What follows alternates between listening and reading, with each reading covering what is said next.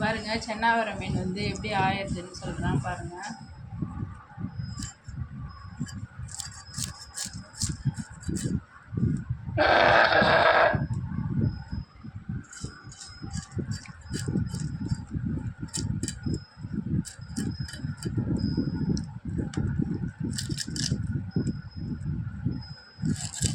இந்த மாதிரி 2 பக்கமும் ஃபஸ்ட்டு இந்த மீனோட செவில் எடுத்துகிட்டு இப்படின்னாலே வந்துடும்.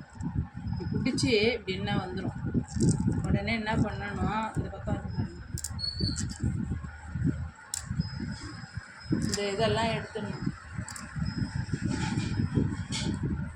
எடுத்துட்டு இந்த பக்கம் இருக்கிற இந்த முள் பெறாலில் இந்த பக்கம் இருக்கிற முள் மாரி இருக்கிறாங்க அது எல்லாத்தையும் எடுத்துகிட்டு வாழை லாஸ்ட்டாக தான் அறியணும். நம்ம பெறால் எடுக்கிறதுக்கு இந்த வாழை பிடிச்சிக்கின்னு இந்த தலையை பிடிச்சின்னு எடுத்தால் தான் பெறால் ஈஸியாக வரணும். இல்லைன்னா வழுகின்னு போகும்.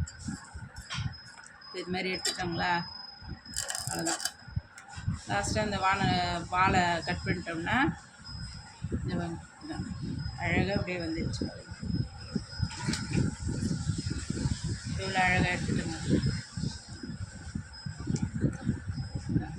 இதை வந்து நம்ம குழம்பு வைக்கலாம், வறுக்கலாம், எது ஒன்றா செய்யலாம். ஆனால் நாங்கள் இன்றைக்கி மாங்காய் போட்டு குழம்பு வைக்க போகிறோம். இதேமாரி ஆய கற்றுக்கோங்க. நன்றி.